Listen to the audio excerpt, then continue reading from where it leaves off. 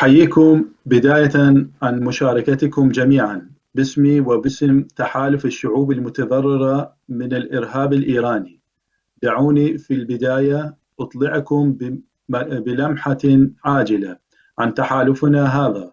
أن تحالف الشعوب المتضررة من الإرهاب الإيراني هو تحالف مكون من ممثلين عن شعوب عربية وشعوب واقعة تحت حكم الاحتلال الملالي من الفرس للتصدي لمشروعهم في النشر الإرهاب والدمار بالمنطقة تحت اعتبارات طائفية تتسبب بإراقة دماء الأبرياء والعبث بنسيج مجتمعات هذه الشعوب عبر نشر ثقافة الكراهية لضمان إتباعها لسلطة خامنئي بطريقة تتجاوز كل حدود.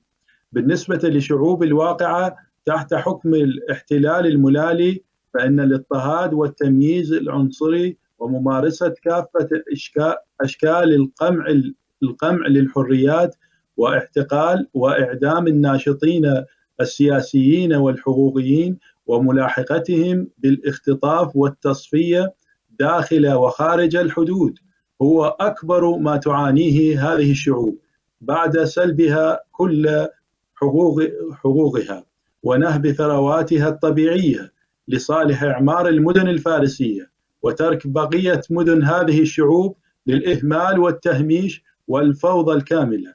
أما مشروع النظام الإيراني في دعم ميليشيات مسلحة في العراق واليمن وسوريا ولبنان فيحمل مخاطر إقليمية تهدد بانفجار المنطقة، حيث يعمل النظام الإيراني على استدامة الحروب في هذه الدول لتغذية وجوده خلال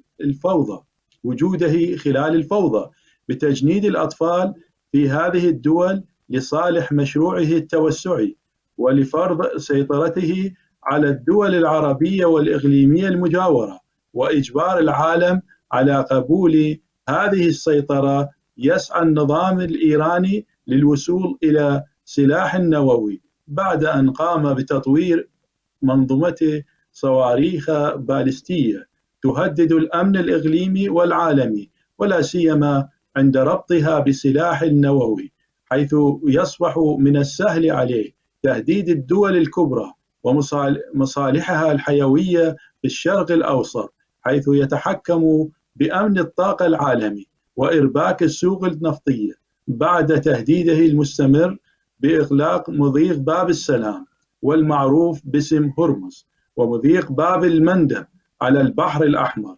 ويتزامن هذا مع إنشاء خلايا إرهابية تنتشر في معظم بقاع العالم، والتي تم الكشف مؤخرا عن وجودها في أوروبا بعد إثبات التحقيقات لضلوع سفارات النظام الإيراني ودبلوماسيه في إدارة خلايا إرهابية في فرنسا وألمانيا وبلجيكا والدنمارك والسويد، فضلا عن نشاطه في غسيل الأموال وتجارة المخدرات لنشر الفوضى والإرهاب في كل مكان حول العالم لتحقيق مصالحه وفرض لغة القوة على بقية الشعوب. أيها السادة والسيدات الكرام، إن استراتيجية تحالفنا تقوم على حشد الطاقات لمواجهة تهديدات النظام الإيراني والعمل على تقويضه وإسقاطه من الداخل بكافة الوسائل المتاحة والتي تجيزها المواثيق والأعراف الدولية من أجل دعم حرية الشعوب الواقعة تحت حكمه وخلاصها من احتلاله والحد من إرهابه ضمن محيطه في المنطقة. فهذا النظام الشمولي المستبد غير قابل للإصلاح، والحل يكمن في إسقاطه بشكل كامل. شكرا لاستماعكم وشكرا إليكم.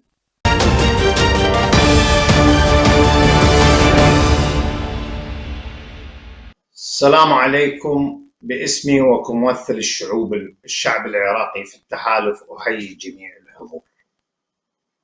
انطلاقا من ثوابتنا الوطنية وبإيماننا العميق والراسخ كممثلين لقوى وأحزاب وحركات وهيئات وجهات وطنية، وكذلك شخصيات سياسية معارضة للنظام الملالي التوسعي في إيران وذيوله من الميليشيات والأتباع بالمنطقة والعالم، وكل ما نتج من مخاطر تسليم خميني السلطة عام 1979 ونهجه الإرهابي التوسعي تحت ذرائع عدة أهمها تصدير الثورة إلى دول الجوار وحربه ل8 سنوات على العراق بنزعة عنصرية طائفية ومعادية للإنسانية وإشاعة روح الحروب والعداء بين الشعوب وتمييز طائفي متمثل بولاية الفقيه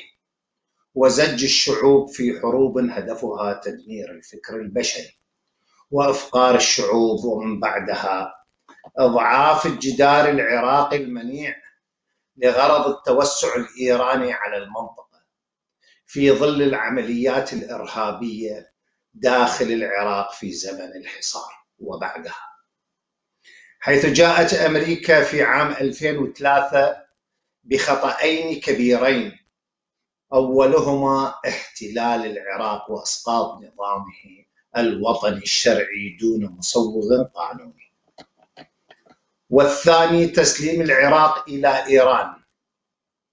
وجاءت مخرجات هذا الاحتلال وما نتج عنه ذلك الفراغ الأمني عقب 2003 الذي خلق هذا الفراغ وسلم ساحة العراق إلى إيران وهذه الميليشيات بعدة مسميات كحزب الله والخرساني وربع الله وبدر والعصائب وجيش المهدي، والحشد الاسم المزوق للميليشيات الولائية، رغم أن أغلب الآراء والأفكار تذهب باتجاه المواءمة السياسية والعسكرية بين تأسيس الحشد الشعبي وسقوط مدينة الموصل بيد تنظيم داعش الإرهابي عام 2014، علما أن من اختلق داعش وزجها إلى المدن العراقية هي إيران وأتباعها في الداخل، فإن المتمعن بالحيثيات العامة الاستراتيجية الإقليمية الإيرانية في الشرق الأوسط التي يخططها مجلس الأمن القومي الإيراني وينفذها فيلق القدس الإيراني وتبعه الميليشيات، يجد أن الموضوع أكبر من مجرد لحظة عابرة في إنشاء الحشد. لذلك رجوعا إلى دور الميليشيات، أدت أدوار عدة، أهمها قامت بدور كبير في خلخلة الوضع الداخلي العراقي، وكانت سببا رئيسيا في التزامن الطائفي لا يزال يعاني منه البلد من قتل وتهجير وتغييب آلاف وتصفيات جسدية لم يشهد لها التاريخ مثيلها، وعلى سبيل المثال ملايين الأيتام والأرامل من النساء في العراق نتج جراء قتل أزواجهن من قبل الميليشيات، مضافا إلى الجرحى والمعوقين ومئات الألوف من المختطفين، وآخرهم المختطفين من الشباب المنتفضين من ثوار تشرين، وقتلهم بدم بارد ومن دون حساب.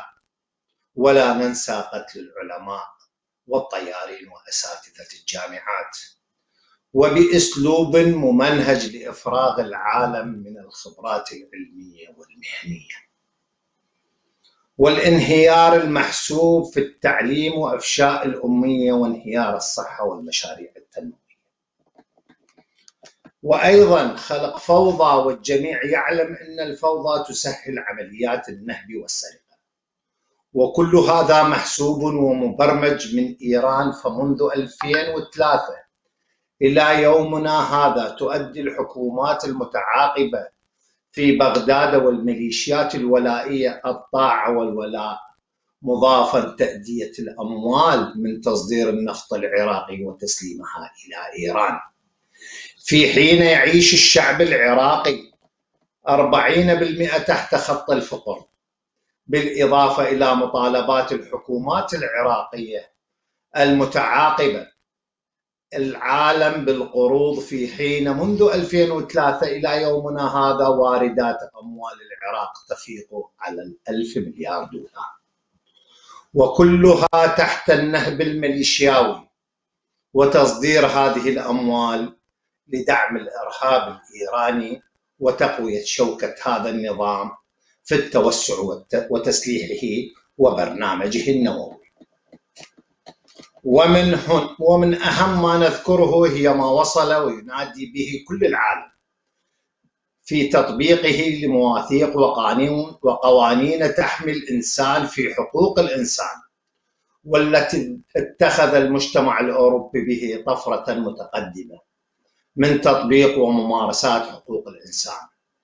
ولكن وللأسف حقوق الإنسان تغيب في العراق تحت ظل الميليشيات الولائية الإيرانية وبأمر من الولي الفقيه، حيث الانتهاكات الفاضحة من قبل هذه الميليشيات، فهناك أكثر من 10,000 مغيب لا أحد يعرف مصيرهم، وهناك أمثلة على مدن هدمت على رؤوس أبنائها من نساء وأطفال، لا من شيء سوى بحجج واهية وبأسلوب انتقامي طائفي، كالموصل وكركوك والأنبار وصلاح الدين وسامراء والفلوجة وديالى وحزام بغداد. وما جرى ويجري في جرف الصخر إلا مثال على بشاعة الانتقام بأسلوب عنصري ومعاداة للإنسانية لن يسلم منها الطفل ولا الشجر. فهناك 100,000 شخص ممنوع من العودة إلى مسكنه ومزرعته، وهم يعيشون في العراء ومخيمات التهجير بأمر الميليشيات، لا لسبب وإنما لتغيير ديموغرافي وحقد طائفي ممنهج. فأين الإنسانية وحقوق الإنسان من ذلك؟ بالإضافة إلى قصف السكان المدنيين بصواريخ الكاتيوشا الإيرانية الصنع، كل هذا وأكثر هو نهج النظام الإيراني التوسع الطائفي. وعلى ما تقدم يجب أن تعي المنظومة الدولية والعالم بأسره خطورة هذا النظام وإسقاطه، فإنه كأخطبوط يحاول مد أذرعه حتى في أوروبا وأمريكا بزرعه الخلايا النائمة ودعمه للإرهاب العالمي وتجارة المخدرات وإسقاط الأنظمة التي تواليه مثل الأنظمة المتعاقبة بعد 2003 في العراق، حيث نسعى إلى إعادة العراق إلى نظامه الرسمي وضمن الحاضنة العربية والعالمية وبشكل منهجي وعلمي وديمقراطي لمواكبة العصر بروحية البناء والسلم معا، وضمن الإطارات الدولية وفتح باب الاستثمارات والحفاظ على السلم العالمي. نحن كشعب عراقي ضمن تحالف الشعوب المتضررة من إرهاب النظام الإيراني نعتمد على القدرات الذاتية لشعوبنا ووقوفها صفا واحدا في مواجهة المشروع الفارسي التوسعي وتحرير بلدنا من احتلال إيراني وتحقيق الاستقلال الوطني للعراق وسوريا ولبنان واليمن، وحصول الأحواز العربية وكافة الشعوب الغير فارسية داخل ما يسمى بالجغرافيا الإيرانية على حق تقرير المصير، وإرجاع السيادة إلى جزر الإمارات العربية الثلاثة في رأس الخليج العربي. غير أن تحالفنا يطالب في الوقت نفسه كافة دول العالم وضع النظام الإيراني وأدواته الميليشياوية في العراق وسوريا ولبنان واليمن على قائمة الإرهاب العالمي والتعامل معه تحت طائلة الفصل السابع لميثاق الأمم المتحدة، تمهيداً لإسقاطه بكافة أركانه ورموزه، وتخليص منطقتنا والعالم أجمع من شروره حفاظاً للأمن والسلم الدوليين، ولتنعم كافة دول العالم بالأمن والسلام والرخاء. والسلام عليكم ورحمة الله، وأشكر استماعكم. شكرا جزيلا.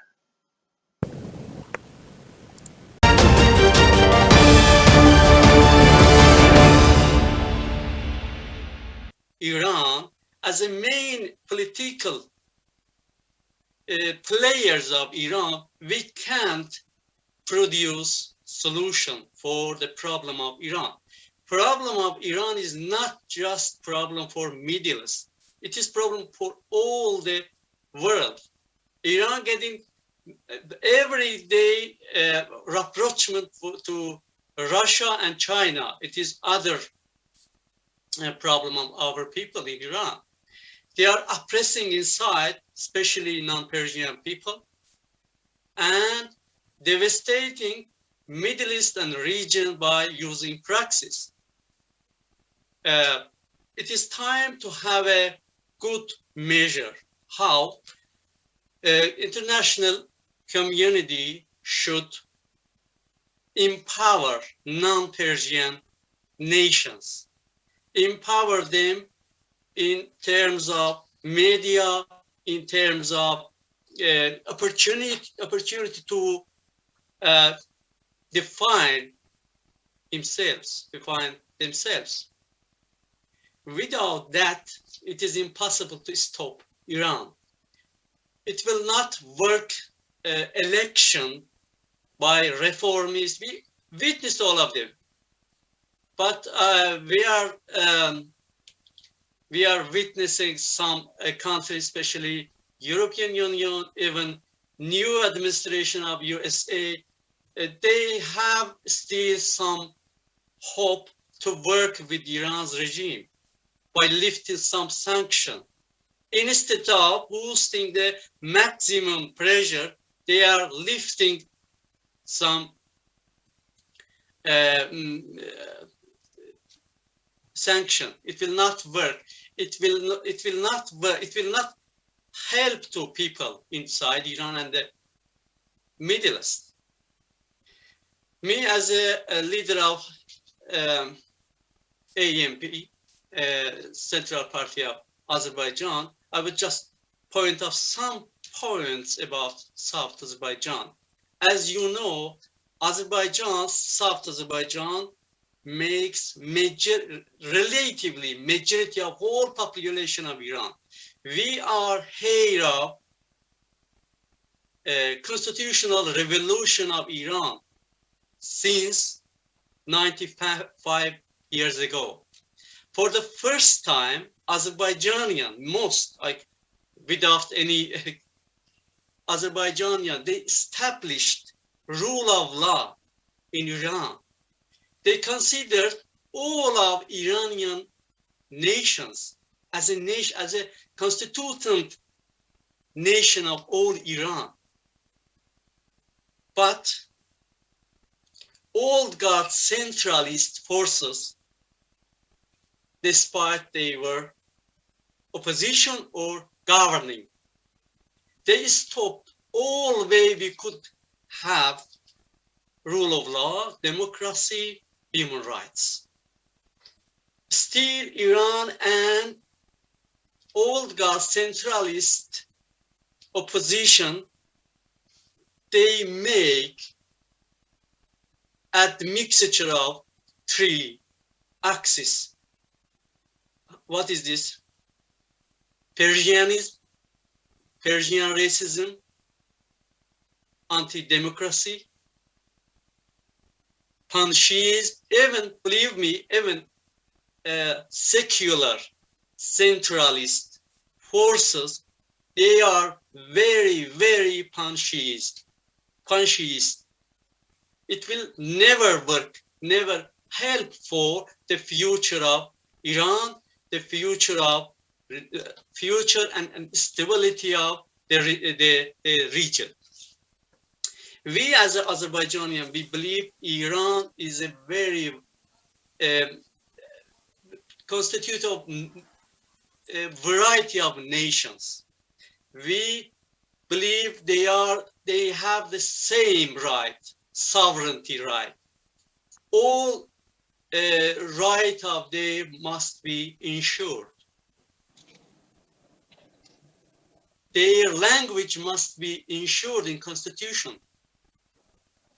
We never accept Persian.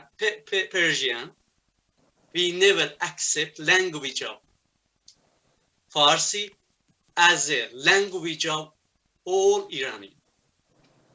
Maybe you can say what a relevance between Persian language, Farsi language, and nuclear ambition of Iran. There is very, very intertwined relevance between these two phenomena. Why? Because old guard centralist opposition, they will continue. They have just problem in some extent, not totally 100%. In some extent, they have just problem with the mullahs regime, not with Iran as a union country, as a country have all opportunity, all Persian language as a only language of Iran, Persian supremacy. They will continue the same ambition, I am sure, the same ambition as mullahs regime, because their ambitions started from Shah, former Shah king time. They established Amal, you know, farmer, we can say, farmer Hezbollah in Lebanon. We can say Hezbollah has established by Shah's regime. Just mullah's regime continue. That's why we must be honest. Without South Azerbaijan, without Al-Ahwaz, without Balochistan, without Turkmenistan, without Loristan, without other nations and ethnics, without Persian, as a real Persian, not centralist. 90% of centralist forces, they are not Persian. Unfortunately, majority of centralist forces, they are assimilated Azerbaijanian, unfortunately. We're gonna never accept represent these kind of forces as a real representative of Iran, even Persians. That's why at the end, without having real plan for the future of Iran, without having plan for the alternative system, without changing regime and nature of Iran, we never can get away from the ambitions, devastating ambitions of Iran's regime. Thank you very much. Thank you. Thank you, Mr. Saleh Kamrani, who is the leader of Azerbaijani Central Party and human rights lawyer and activist. Thank you for this speech, and thank you for explaining the Azerbaijani perspective regarding Iran getting the nuclear weapons. We will go to the next speaker. Our next speaker is a historian and a philosopher, also a former political consulting at ECR Group in the European Parliament. Sid Lucassen, the floor is yours. Thank you for joining us.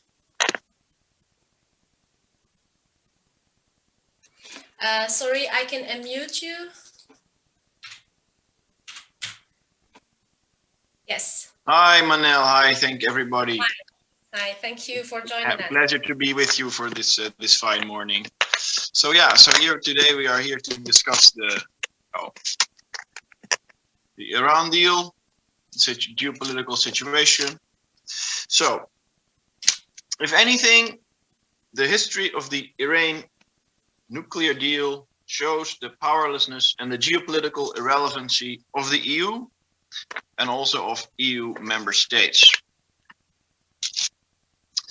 When the US Obama administration negotiated the Iran deal in 2015, the EU supported it from progressive and cosmopolitan notions, hoping that this deal would somehow calm down the theocratic hardliners of the Iran regime. It was, however, totally unclear how this deal would help a westernized Iranian middle class to take over the power from the religious fundamentalists of the Revolutionary Guard. If anything, the deal might even solidify the position of the regime, lending it legitimacy and more diplomatic geopolitical space to maneuver. When the US later canceled the deal under the Trump administration, EU member states tried to set up a separate version of the deal. This failed, and Iran accelerated its commitment to develop nuclear technologies. Obama's cosmopolitanism contrasts with Trump's nationalistic rhetoric. Somehow, this contrast has blinded the European policymakers to the dangerous aspects of the Iran deal. At the time, this deal was defended with the argument that it might help to avoid a confrontation with Iran. A valid counter-argument is that once Iran goes nuclear, it will be more difficult to deter the regime once it seeks confrontation. The bottom line is that Iran is still a nation ran by theocratic, zealous hardliners. The country remains a factor of unease in the region, and its nuclear aspirations also have not been curbed. Under Obama's Iran deal, Iran persevered in maintaining a military presence in Syria. That's the proxies that Saleh also touched upon. If Iran goes nuclear or prepares to go nuclear, then Saudis will want to go as well, triggering a nuclear arms race in an already unstable region with volatile regimes. The Biden presidency may be able to improve the diplomatic relations between the US and Iran, but even so, the Iran regime will still see the West as a diabolic group of hostile infidels, and it depends on this image to solidify its religious legitimacy. Also, Iran will most likely still be on a crash course with Israel, and its program for ballistic missiles, other than just nuclear proliferation, remains a headache. The geopolitical reality of the situation, and that the previous speaker also touched upon this, but the geopolitical reality of the situation cannot be understood without the religious and demographic angle. The Islamic world is divided between two main groups, the Sunnites and the Shiites. Sunnites believe that any true believer can be a successor to the Prophet Muhammad, and the Shiites believe that only one from the house of Muhammad can be a successor to the Prophet, and that a mysterious 13th Imam lives in hiding who will emerge as a messianic figure to usher in the end times. And Shiites are the minority within Islam, but they are the dominant regime in Iran. And as such, they feel marginalized and beset by enemies on all sides. They see themselves as the chosen people within Islam, and they want to manifest themselves as such. A perfect opportunity to seize a leading role is by dealing with what they call the matter of Zionism, which means the existence of the state of Israel. It is also important to note that the Persians within Iran make up only about half of the population, and the other half consists of Azeris and many other minorities. This means that there's also the matter of Persian prestige versus Arab supremacy.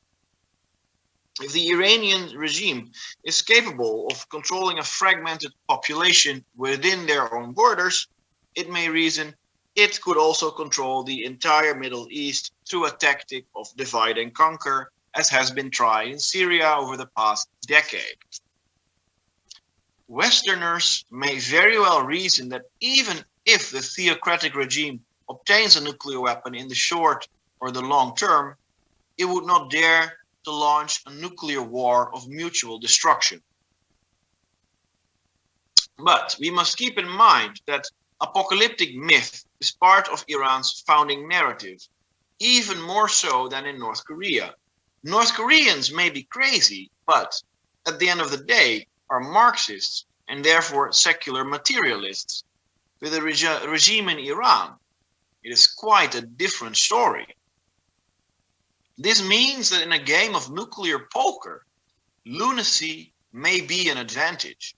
The bottom line is that the Iranian Revolutionary Guard is a cult, and when put under pressure, the Western-minded middle-class population of Iran will be sacrificed as a collateral.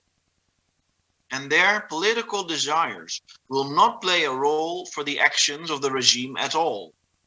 The West knows this all too well, because even Barack Obama, who initiated this deal at the time, did not come to the aid of the protesters and the insurgents against the theocratic regime.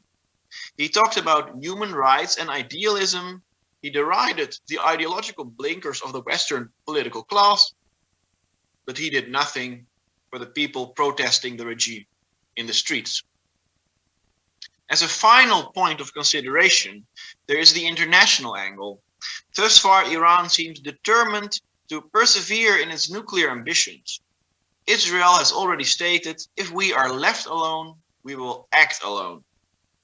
We can point to Pakistan as a case of comparison, but keep in mind that Pakistan is contained by India. It is not clear at all who can contain Iran, especially if China and Russia get involved, which they very well may, because in any case, an Iranian nuclear weapon will be pointed westwards.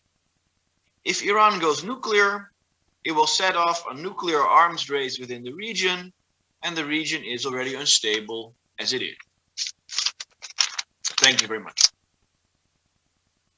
Thank you very much, Dr. Seed Lucassen, historian and philosopher, and the author of so many books. I will advise you to read his books because he has so many interesting ideas regarding culture and identity. And thank you for this amazing speech, which also gives a lot of insights regarding the culture and identity problem in the Middle East, and also the Iranian invasion of different and multiple cultures and identities within the region.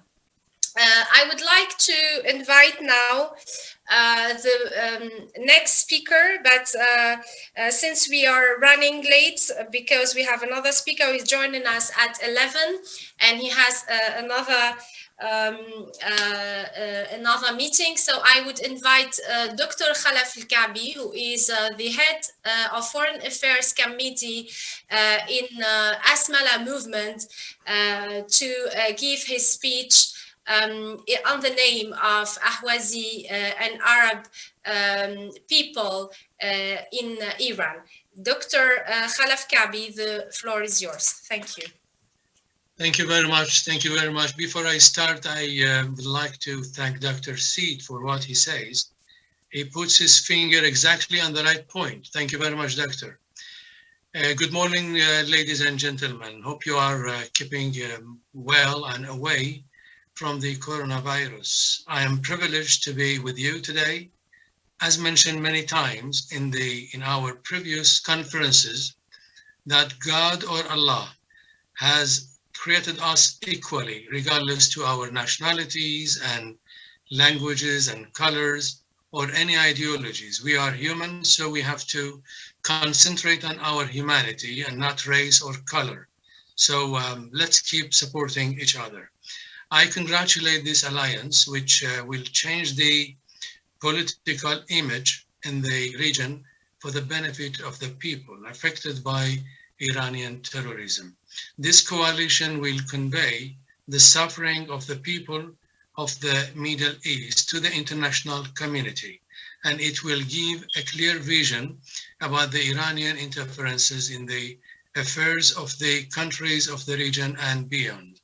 As you are aware that all the people of the region are affected by the existence of this failed and brutal, inhumane regime. Therefore, we're struggling to cut off the hands of the mullahs from this region and other regions as well. Ladies and gentlemen, as you are fully aware that the political and humanitarian situation in Iran is going from bad to worse, and the regime is following its own destructive political projects within Iran and beyond. The people are suffering from stifling economic problems due to the arrogant mullah's policy. The regime that has one policy, and that is to starve the people, torture them, and execute them. This is the only way they know. Our Ahwazi people are suffering from a complete poverty, whereas they live on the richest land of the Middle East. Al-Ahwaz is known for its oil and gas and fertile land. 100% of our wealth is spent on terrorism and their militias in Iraq, Syria, Yemen, and Lebanon. The Iranian regime destroyed the region for their expansionist ambitions. The deliberate destruction of Al-Ahwaz environment to expel the people from their own cities and villages, and the confiscation of their lands and giving it to non-Ahwazi settlers, which is against the humanitarian and international norms. The Iranian regime is spreading drugs among our innocent youth to destroy their structure and their future. This is one of the regime's crimes against humanity. The policies of the Iranian regime are not acceptable to all nations in the Middle East. Therefore, European countries and the American should stand by the nations of the region, cut off the hands of the mullahs regime, and end their domination over the countries and people of the Middle East and beyond.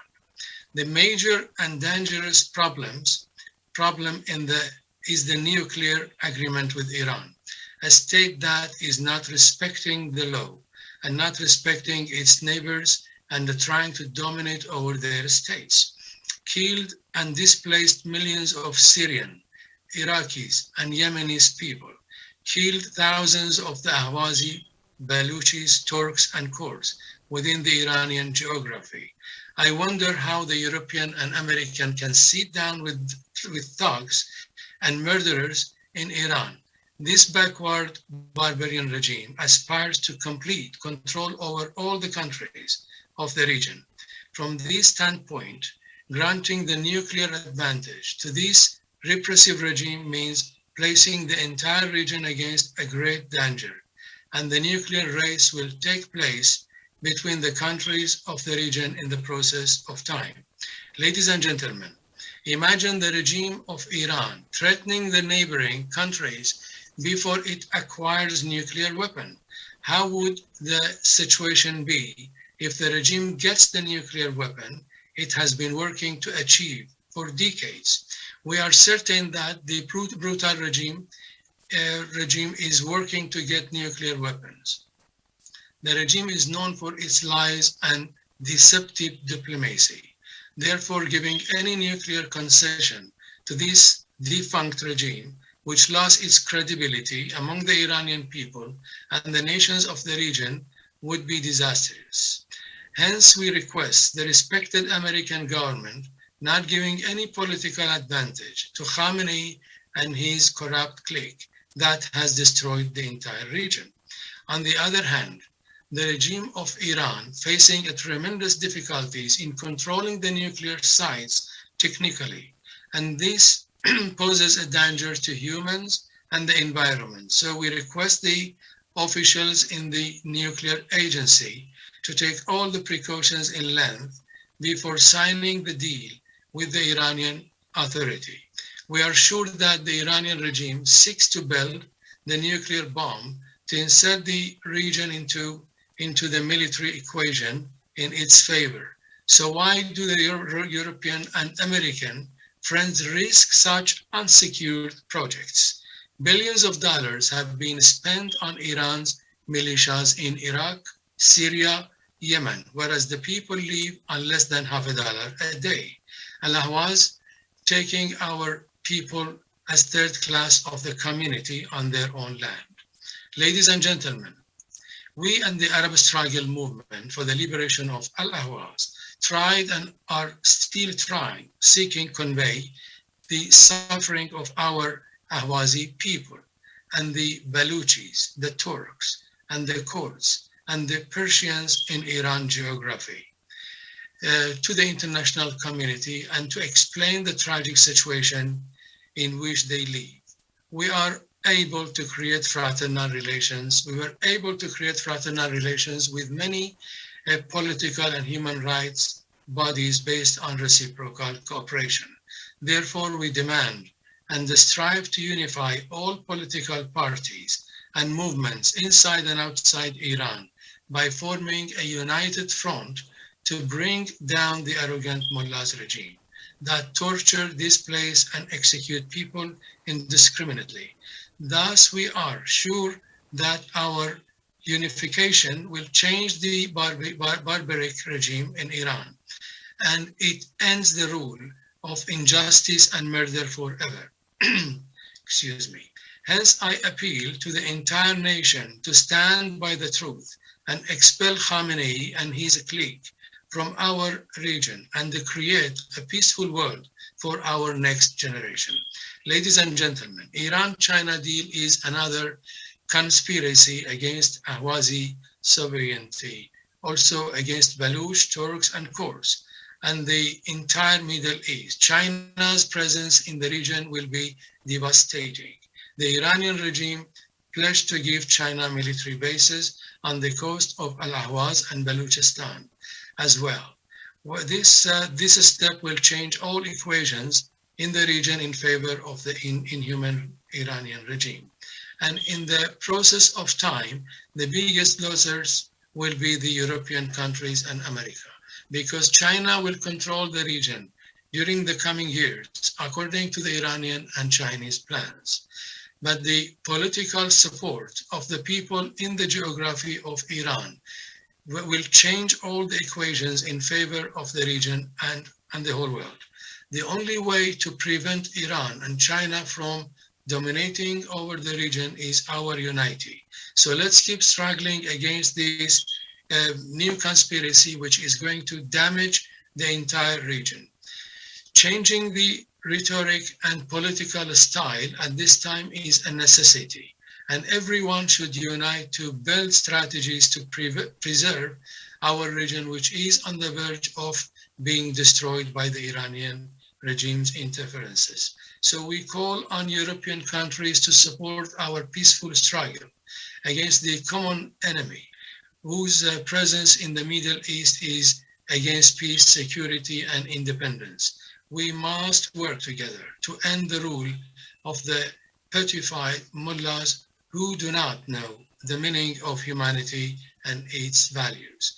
Once again, I thank you for your valuable participation, and I wish you success and lasting prosperity. And we never forget that we are souls in one body, and that God glory wants us to be one league against injustice and arrogance, so that he may bless us if we are united. Thank you very much once again, and God bless you all. Cheers.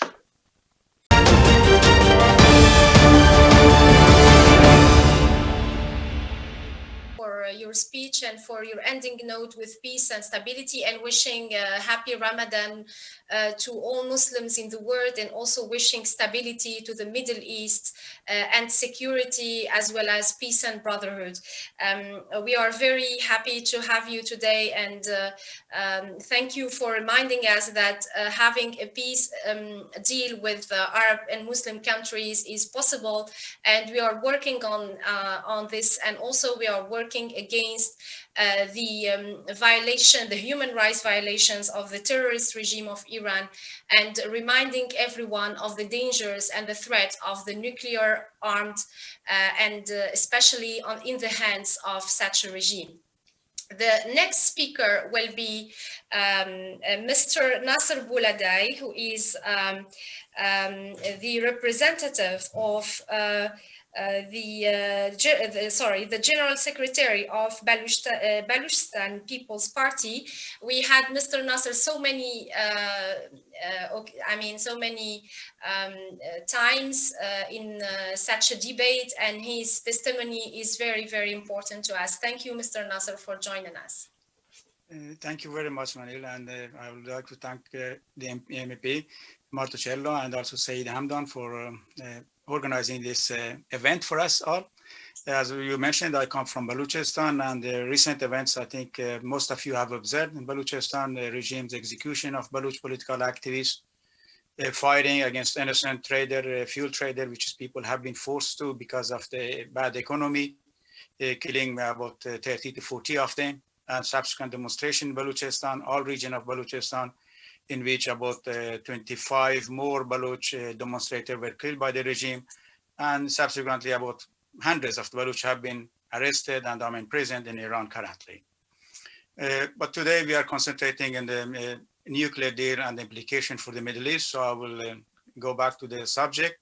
As we know, the Iranian government uses different kind of safeguard to make sure that it is regime safety and survival is guaranteed. At the same time, it can continue its suppression of the people in Iran and destabilizing the region.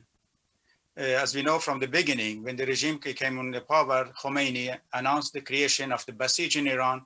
At the same time, they were trying to interfere in the Iraqi affairs, which resulted in a war between Iran and Iraq, because Iraq wanted to defend itself against the mullahs' expansion of its revolution. The proxies are being used until now. And we have seen this nuclear deal, which was started by the Pahlavi regime, but it was now gained momentum in Iran in the last 25 years.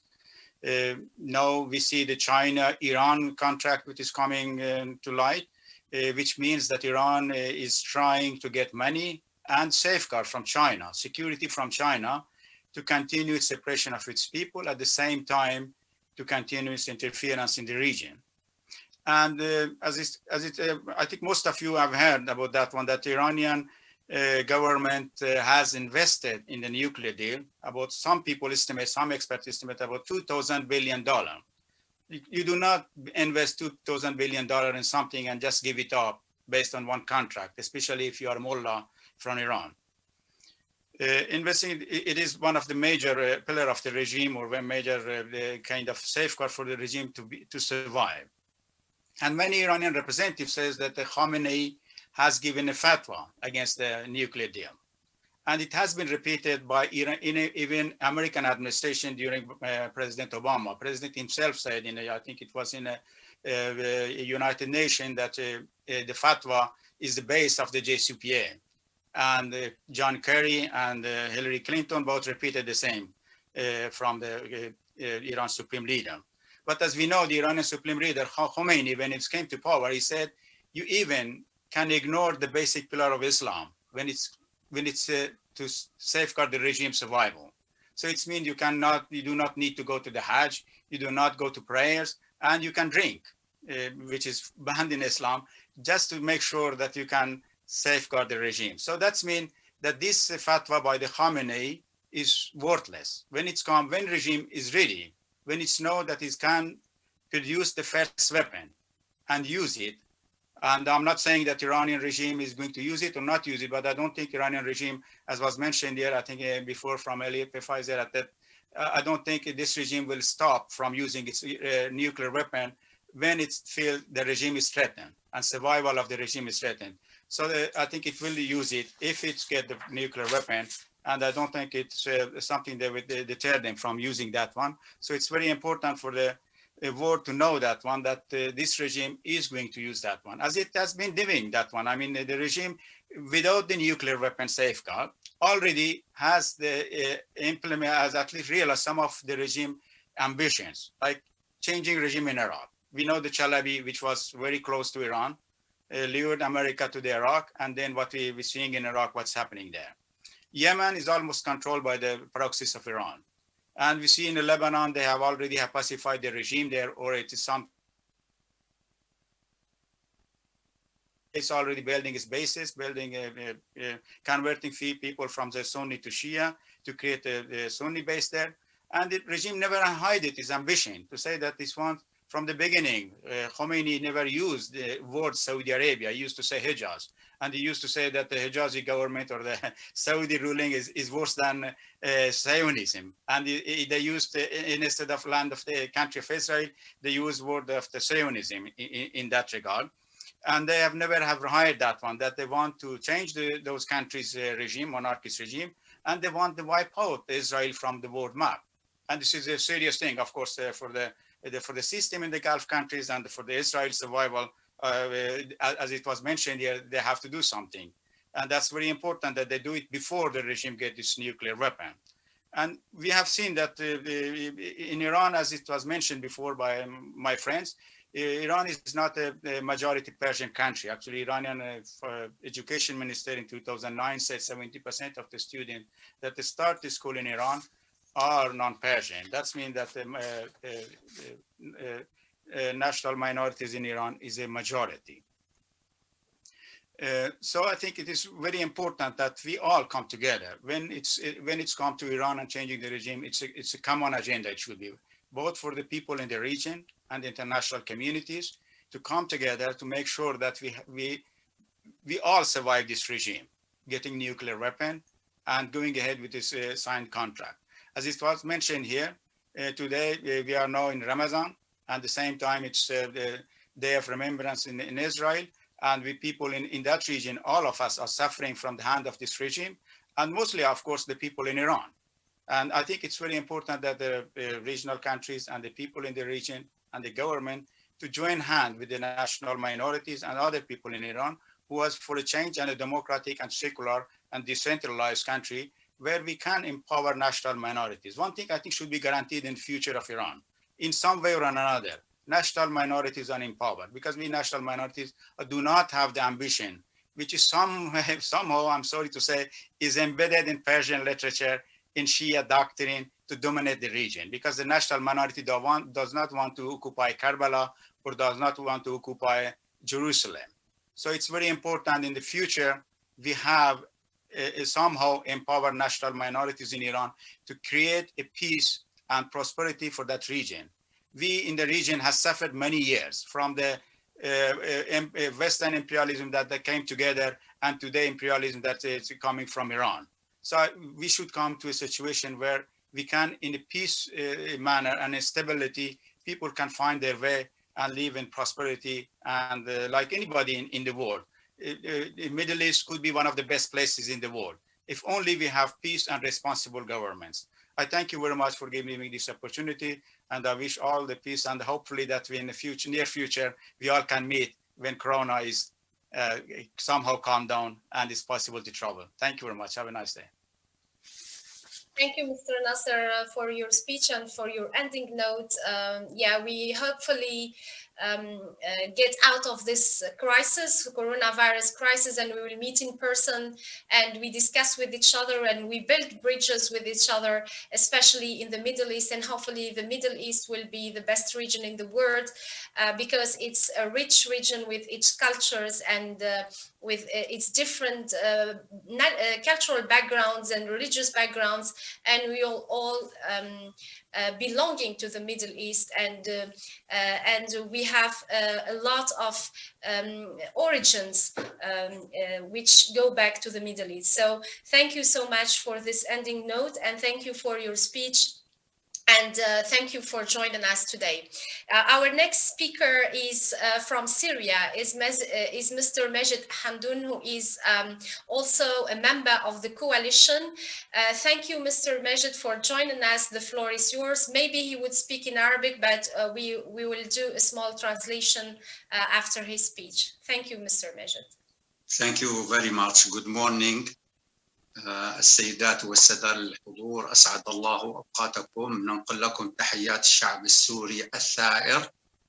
الهادف لتحرير سوريا من رجس المحتل الفارسي وإسقاط النظام الإيراني. ما إن اندلعت ثورة الشعب السوري السلمية العفوية عام 2011 التي استهدفت إسقاط سلطة الأسد العائلة الأسدية المتقادمة التي حكمت سوريا ذات النظام الجمهوري بشكل متوارث على مدى عقود، واحتكرت كافة محددات الحياة الوطنية دون أي تداول للسلطة. نادى الشعب بملايينه إطلاق الحريات العامة والتوجه نحو بناء دولة المؤسسات والقانون. هذا الحراك الشعبي الهائل على امتداد أرض سوريا هو ما دفع النظام الإيراني الطائفي إلى نجد سلطة الأسد الطائفية، وأرسل قواته العسكرية النظامية وحرسه الثوري وأدواته من الميليشيات الطائفية العراقية واللبنانية والأفغانية والباكستانية والحوثية اليمنية العابرة للحدود والموجهة والمدعومة من قبله تسليحا وتمويلا لإجهاض ثورة السوريين السلمية والدفع بعسكرتها، حيث وصل عديد هذه القوات إلى 100,000 عنصر.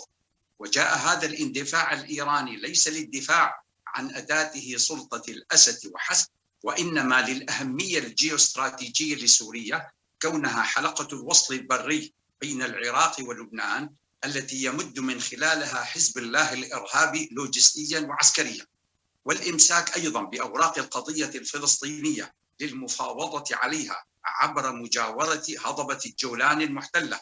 وسوريا أيضا تمثل بعدا استراتيجيا على صعيد أمن الطاقة لإيران، حيث يخطط ملال قم وطهران لمد خط أنابيب غاز يصل للبحر المتوسط مرورا بسوريا ولبنان وتصديره إلى أوروبا، وإلحاق سوريا سياسيا بولاية الفقيه الفارسية المتخلفة عبر مبدأ تصدير الثورة التي ينص عليه دستور إيران.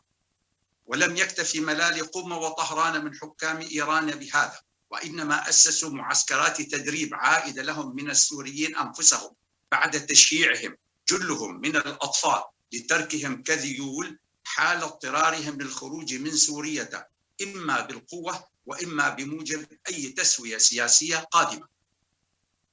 لقد اقترفت قوات الاحتلال الإيراني وأدواتها الميليشيوية مع سلطة الأسد العديد من الجرائم ضد الإنسانية التي طالت الشعب المظلوم، والتي حددتها اتفاقية لاهاي لعام 1907 وتعاقب عليها المحكمة الجنائية الدولية، حيث ارتكبت هذه الميليشيات 74 مجزرة جماعية موثقة في العام 2012 وحده. كان ضحيتها 4873 إنسانا من الأطفال والنساء تم قتلهم بالسلاح الأبيض، وقاموا بقتل 1,000,000 سوري، واعتقلوا وأخفوا مئات الآلاف منهم، ودمروا 800,000 وحدة سكنية على رؤوس ساكنيها، ويعاقب المدنيين السوريين بشكل جماعي عبر حصارهم ومنع المساعدات الإنسانية الدولية عنهم، وتهجير 13 مليون سوري من أرضهم وديارهم بشكل قسري وممنهج، ورميهم في مخيمات النزوح واللجوء والشتات. وما زالوا على هذا الحال للعام العاشر على التوالي، وما زال حكام إيران يسعون جاهدين لتعطيل أي حل سياسي في سوريا ليتسنى لهم تكريس احتلالهم العسكري وتغلغلهم التخريبي الطائفي والثقافي والتعليمي، وحصول الغرباء من ميليشياتهم على الجنسية السورية لتشويه الثقافة الوطنية من خلال العبث بنسيج المجتمع صاحب العيش المشترك لجميع مكوناته طوال التاريخ، لإحداث تغيير ديموغرافي بات هو الأكبر في هذا القرن. وظهر هذا الإحداث التغيير الديموغرافي واضحا جليا للعيان في العاصمة دمشق وريفها ودير الزور والبوكمال والميادين وحوران ودرعا وغيرها، تنفيذا لمشروعهم الفارسي الهادف لتغيير خرائط المنطقة وثقافات شعوبها. وما لذلك من تداعيات خطيرة ليس على سوريا وحدها وحسب، وإنما على عموم دول المنطقة.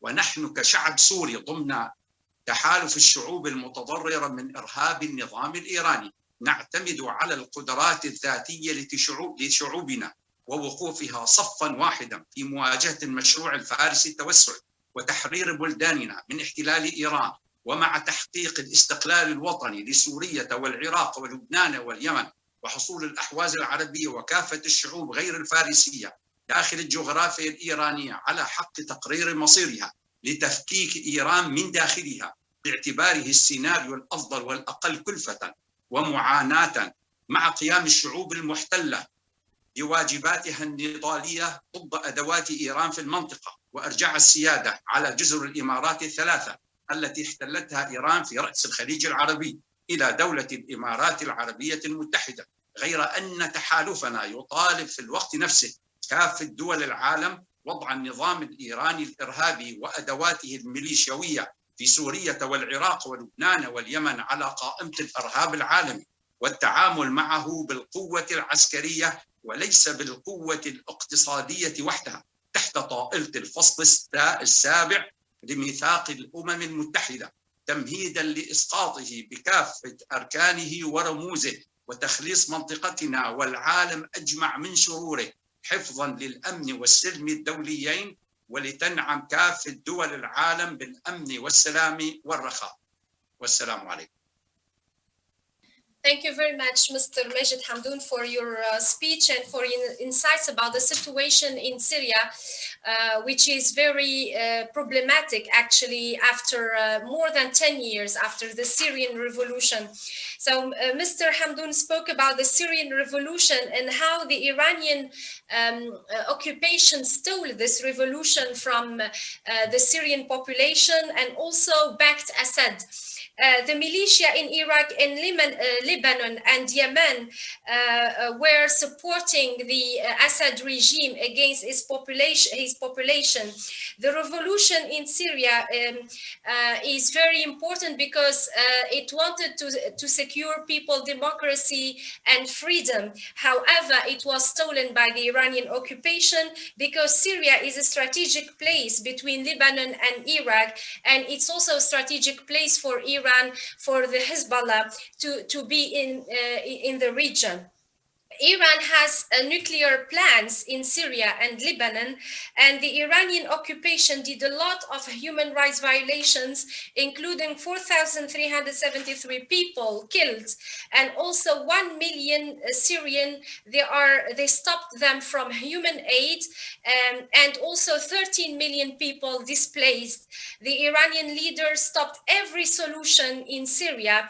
They wanted to monopolize the region and to do a demographic change. They changed the capital, Damascus, and they have a plan to change the Arab and Syrian culture.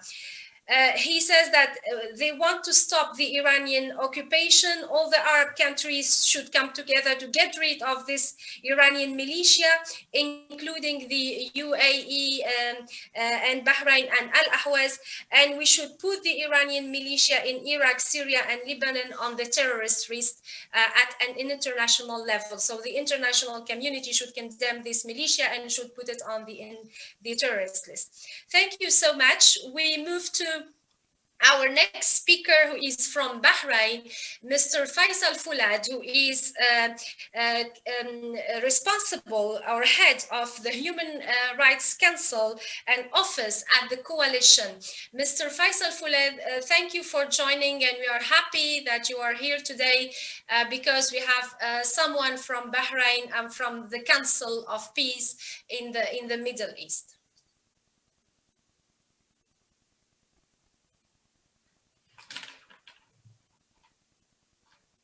Is Mr. Faisal here? Sorry, we are not hearing you. Can you unmute? Can you unmute yourself? Is it clear? Yeah. Good morning. صباح الخير للجميع. باسم منظمة حقوق الإنسان بدول الخليج العربي نحيي ونبارك انطلاق تحالف الشعوب المتضررة من إرهاب النظام الإيراني وبالحضور لهذه الذكرى. نحن كمنظمة حقوقية قبل عدة أيام احتفلنا بالذكرى العالمية للهولوكوست، ووفاة 6 مليون يهودي من قبل النازية وهتلر. نحن نعتقد كمنظمات حقوقية أن التاريخ يعيد نفسه، والهولوكوست الذي وقعت و6 مليون يهودي بريء من ضحيته تتكرر الآن عبر هتلر ثاني وهو علي خامنئي، وعبر النظام الإيراني. هذه المجزرة التي ذكرت بالتاريخ تكررت في العراق، تكررت في سوريا، تتكرر الآن في اليمن وفي مناطق كثيرة. نحن كعرب كحقوقيين لا نكيل بمكيالين، نعتبر الإنسانية هي واحدة والحقوق هي واحدة، والإعلان العالمي لحقوق الإنسان نزل لكل البشرية. فبالتالي المجازر التي توقع الآن للشعوب الغير فارسية في خارطة ما تسمى بإيران، سواء البلوش أو الأحواز أو الآذاريين وغيرهم، هم كذلك يستحقوا الاهتمام العالمي ويستحقوا الإدانة.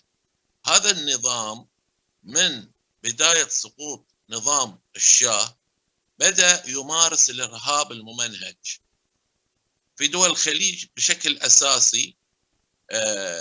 نجد الآن تهديدات للمملكة العربية السعودية عبر الحرب وتمويل الحوثيين، هذا الميليشيا التي ترتكب الجرائم بشكل يومي وتضرب مناطق اقتصادية وبترولية في المملكة العربية السعودية وتهدد الاقتصاد العالمي، أو تهدد كذلك مضايق البترول ومضايق البحر.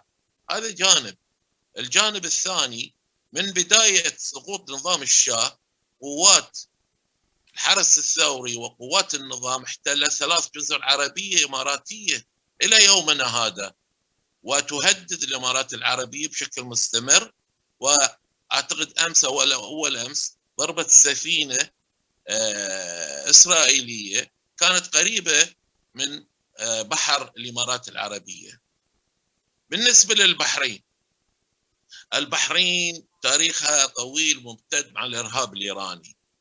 هناك ميليشيات تتدرب في العراق بعد سقوط النظام الوطني عبر الحشد الشعبي، أو تتدرب في إيران، أو تتدرب في البقاع تحت تمويل حزب الله.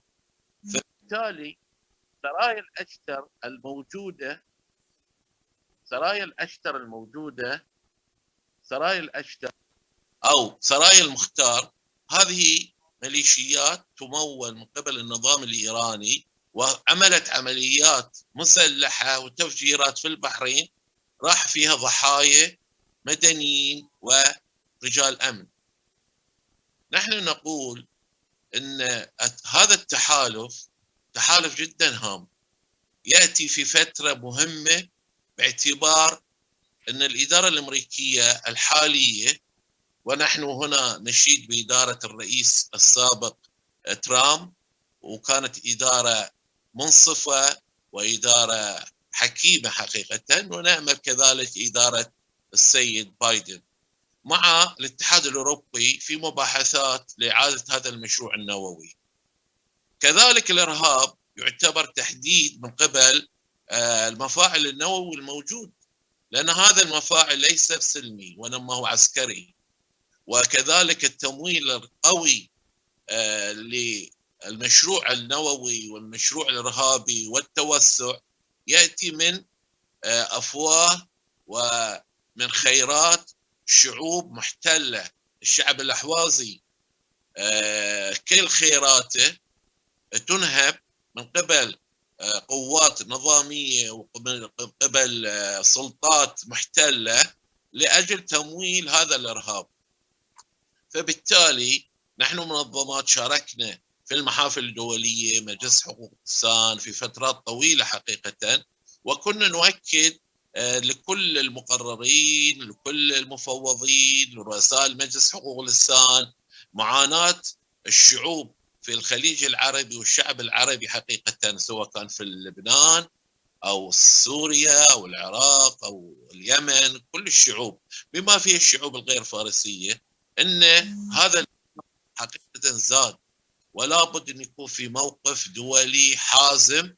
وكذلك تهديدات أنظمة موجودة في الشرق الأوسط. نحن لا نقبل، نحن مع دعاة السلام، دعاة التسامح والتعايش وتحقيق تطلعات كل الشعوب. نعتقد أن هذا التحالف جاء في وقت مهم حقيقة، وندعو المنظمات، وسائل الإعلام، ندعو العالم، ندعو أصدقائنا دعاة السلام إلى دعم هذا التحالف والتعاون معه والاشتراك في برامجه، لأن الإرهاب لا يعرف دين ولا يعرف جنس ولا له لون. فبالتالي الإرهاب الإيراني قبل ما استهدفنا استهدف الغرب. يعني خلونا نشوف يعني المختطفين اللي كانوا في لبنان، هذه القضية اللي كانت طويلة، منو كان وراها؟ إيران. أول عملية اختطاف سفارة أجنبية في دولة هي السفارة الأمريكية في طهران، بالنسبة إلى ضرب مراقص وملاهي في الأرجنتين وغيرها، منو كان وراها؟ إيران. اختطاف الطائرات كانت إيران. بالنسبة للقاعدة والمعسكر للمارينز الأمريكي في بيروت، من كان وراها؟ إيران. فبالتالي الغرب أنتم مستهدفين أكثر حقيقة في الفترة القادمة. إيران تتعامل مثل الحرباء، تتلون، فبالتالي الآن تمهد كل أمورها حق الانتخابات القادمة، انتخابات المزيفة التي لا تمثل الشعب الإيراني، من أجل تبرر وتسوق نظام قد يعمل بالعصا والجزر، وبالتالي يخوف الغرب. في اعتقادي الأمن والاستقرار في الخليج، في الشرق الأوسط، واستقرار لأوروبا والأمريكا. أي عدم استقرار في هذا المنطقة راح يكون عدم استقرار لذيك المناطق، خاصة مع وجود الكورونا والتأثيرات الاقتصادية الكبيرة. نحن نكرر شكرنا لكل الحضور، شكرنا إلى القائمين على هذا التحالف، ونقول ونكرر حق تقرير المصير والحرية والاستقلال للشعوب الغير فارسية، وهذا مبدأ أساسي ودولي. فبالتالي الشعب المحتل الأحوازي العربي لابد أنه يتحرر، وكذلك البلوشي الأذاري وغيرهم، ونعيش في استقرار وسلام في المنطقة. وهذا النظام لابد من وضع حد له. شكرا. Thank you very much, Mr. Faisal Foulad, who is the responsible of human rights chair in the coalition. So Mr. Faisal spoke about the commemoration of the Holocaust in Bahrain and the death of the 6 million of Jews by Nazi Germany, and how for the first time in our country commemorated this this ceremony, which was a good initiative for peace and coexistence in the region. He also spoke about Iran, which is violating human rights and killing millions of non-Iranian peoples, and that the Arab and international community need to condemn that. The Iranian regime threatens Saudi Arabia through the Houthis rebels in Yemen, and the colonization of 3 islands in the United Arab Emirates. Also targeting a few days ago an Israeli ship in the UAE Sea. Also Bahrain is targeted through the Iranian militia financed by Iran. It did a terrorist attack so many times in Bahrain. There were so many people killed, and this coalition is very important because it is a step towards coming together and supporting the Arab people and Arab populations in Yemen, Iraq, Lebanon, Syria, and also the Ahwazi people who are violated by the regime, and also they have all their resources stolen by Iran to finance terrorist attacks. There should be a firm standpoint from the international community towards Iran. People should support this coalition against terrorism, because terrorism has no religion, and Iran targets not only the region of the Middle East but also the EU, because there were so many terrorist attacks here in Europe. And now, because they are preparing the elections, maybe they are trying to have a sort of negotiation with the EU in terms of human rights regarding the minorities. But we should be very careful when we deal with Iran, because the stability in the Middle East is also a stability to the EU and the US and the whole region. Thank you, Mr. Faisal. Now we move to I have prepared a kind of, let's say, conclusion, but let me give the floor to Mr. Abbas, who will be speaking, and then we have a few concluding remarks and Q&A, because I suppose so many people have so many questions regarding this issue. Yes, Mr. Abbas, Dr. Abbas, the floor is yours. Thank you. شكرا للسيدة منال. صباح الخير. Good morning. السلام عليكم. شكرا لكل ما تفضلتم به من حديث حول جرائم النظام الإيراني وإرهابه في المنطقة وفي العالم. الجميع أو الكثير تحدث عن المشروع النووي والبرنامج الصاروخي الإيراني، ومع العلم بأن جزء كبير من هذا البرنامج الصاروخي والمشروع النووي والمفاعلات النووية تقام على أراضي شعوب أو عشرات ملايين الشعوب التي ترفض وأكدت رفضها مرارا وتكرارا لإقامة مثل هذه المشاريع على أراضيها، وذلك على غرار الشعب العربي الأحوازي الذي رفض بشكل قاطع إقامة المفاعل النووية في مدينتي أبو شهر ودور خوين. والمفروض أو يفترض أن تكون هذه الشعوب هي صاحبة السيادة الفعلية على أراضيها، وذلك بموجب القانون الدولي. لذلك فإن إقامة هذه المشاريع على أراضي الشعوب في ضمن ما تسمى بجغرافية ما تسمى بإيران، فهذا مشروع باطل وخلافا للقوانين الدولية بشكل مطلق. النقطة الأخرى التي أود الإشارة إليها، تحدث الكثير أو العديد من الأصدقاء حول أيضا المشروع النووي ومخاطره وبرنامج الصاروخي.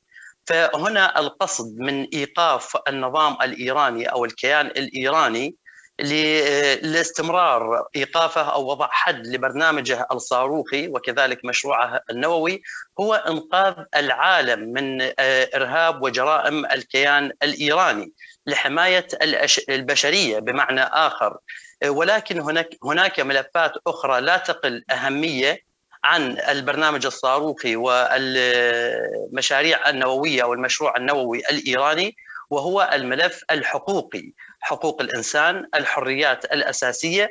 فعلى سبيل المثال سابقا عندما كان الاتفاق النووي قائم الذات، أرسلت وكالة الطاقة الذرية وفودا لزيارة المفاعل النووية ضمن جغرافية ما تسمى بإيران. واليوم نسأل أو نتساءل حول جميع الوكالات والمنظمات والمؤسسات الدولية، فلماذا لا ترسل وفودها إلى المعتقلات والسجون في ضمن جغرافية ما تسمى بإيران، وخاصة اعتقال المناضلين الأذربيجانيين، الأحوازيين، البلوش، الأكراد، التركمان، القشقون. كلها هذه شعوب حقيقة تملأ السجون والمعتقلات على يد هذا النظام الإرهابي المجرم. فلو أرسل العالم المؤسسات الدولية، المنظمات الدولية، وفودهم إلى هذه المعتقلات، على سبيل المثال نقول سجن شيبان في الأحواز، لاكتشف بأن هناك جريمة لا تقل فظاعة وبشاعة عن جريمة النووي والصاروخي الإيراني. أيضا تمت الإشارة إلى الإرهاب الإيراني في الأحواز في أذربيجان، بلوچستان، تركمانستان، كردستان، في هذه الأقاليم والأراضي المحتلة حقيقة، وكذلك في العراق وفي سوريا وفي اليمن وفي لبنان.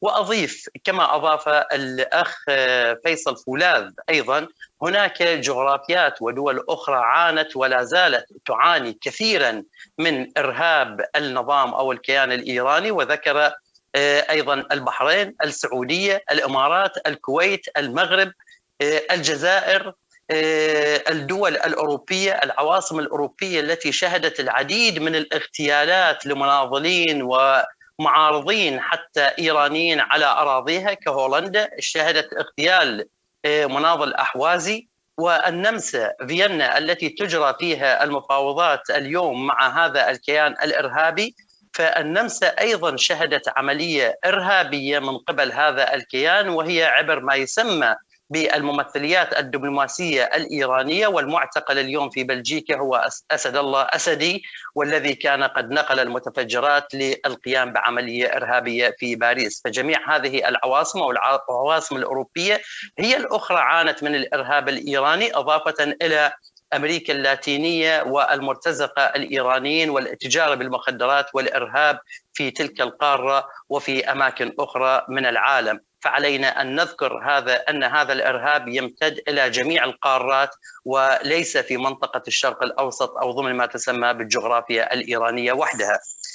نقطة أخيرة أود أن أشير إليها، وهي بما أن نستغل فرصة وجود الأصدقاء الأوروبيين معنا في هذه الندوة، أن نطالب لفتح ممثليات لتحالف الشعوب المتضررة من إرهاب النظام الإيراني في عواصم الدول الأوروبية وعبر الاتحاد الأوروبي في دول أخرى وعواصم أخرى، مع السماح لهذه الشعوب برفع أعلامها فوق هذه الممثليات، أي أننا نطالب بالاعتراف الرسمي بهذا التحالف للشعوب المتضررة من إرهاب النظام الإيراني الإرهابي. وشكرا جزيلا.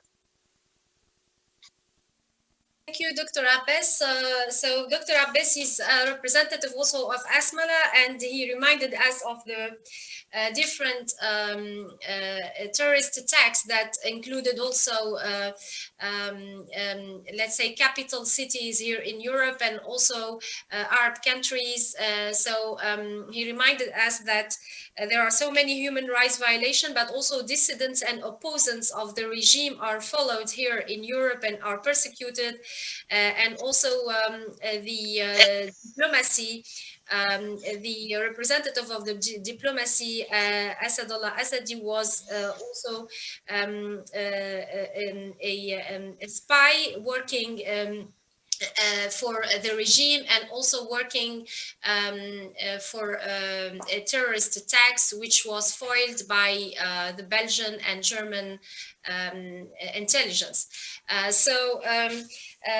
Let us conclude a little bit this meeting, and before closing and having few questions. One of the ideas that we should mention here regarding the ambition of the Iranian regime in the region, especially possessing nuclear weapon, would facilitate its mission of colonization. Due to this, the nations of the Arab Gulf countries are particularly threatened by these ambitions, especially regarding the Bahrain and the UAE. Bahrain is ruled by the Sunni Al-Khalifa family, but its population is 3/4 Shiite. Iran regarded as the 14th province of the Islamic Republic. A nuclear Iran would probably use its nuclear power to take over Bahrain. Saudi Arabia is also targeted by the regime, especially the Shiite provinces like Qatif, Dammam, and Al-Ahasa.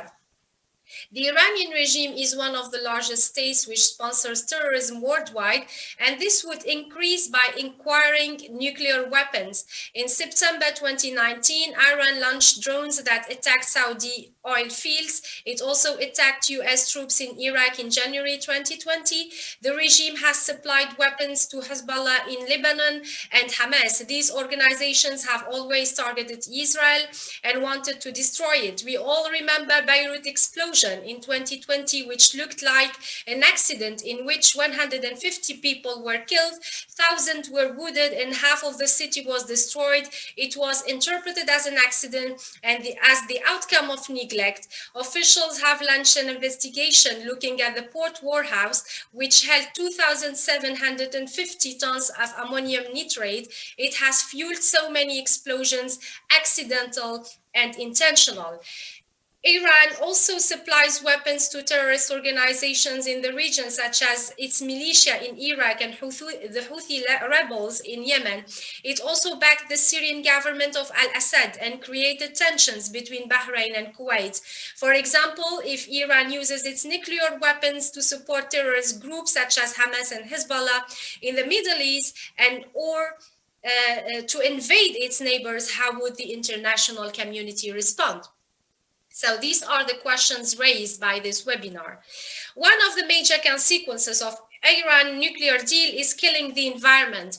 One thing which is very important to highlight is the environment and the suffering of Ahwazi people and non-Iranian peoples from the environmental crisis. Of the non-Iranian population, mainly that of Al-Ahwaz, in which they develop nuclear energy and throw the dirt in the water, which becomes undrinkable and even poisoning for the inhabitants. The drinking water delivered to homes in Ahwazi is so dirty.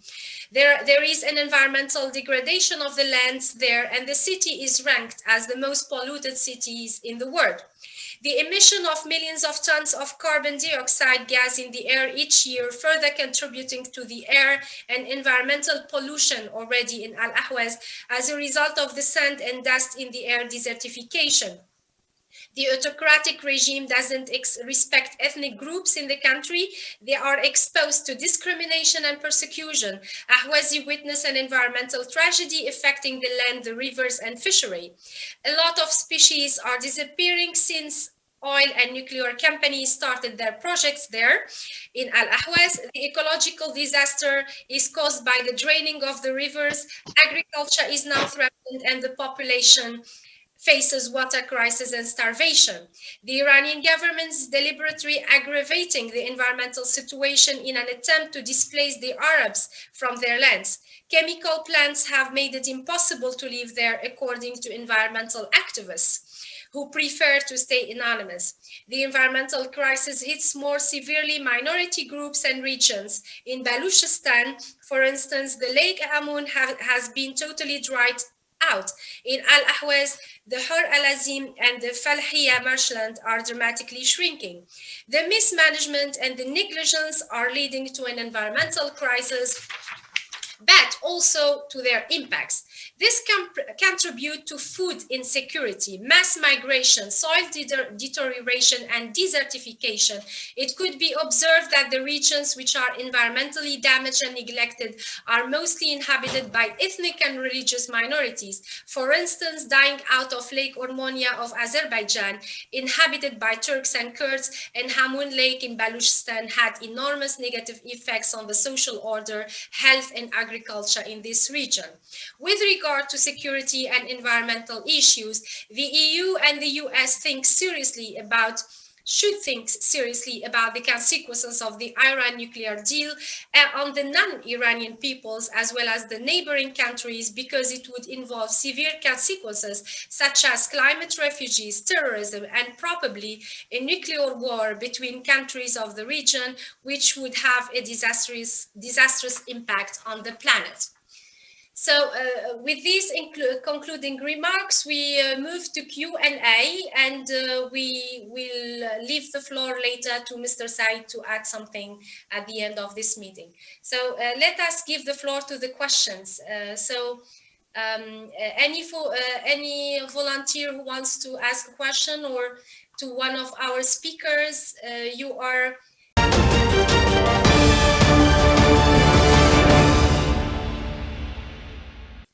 sorry, Mr. Said, I would like to add a comment on what Mr. said. Actually, we don't have to speak about any other issue.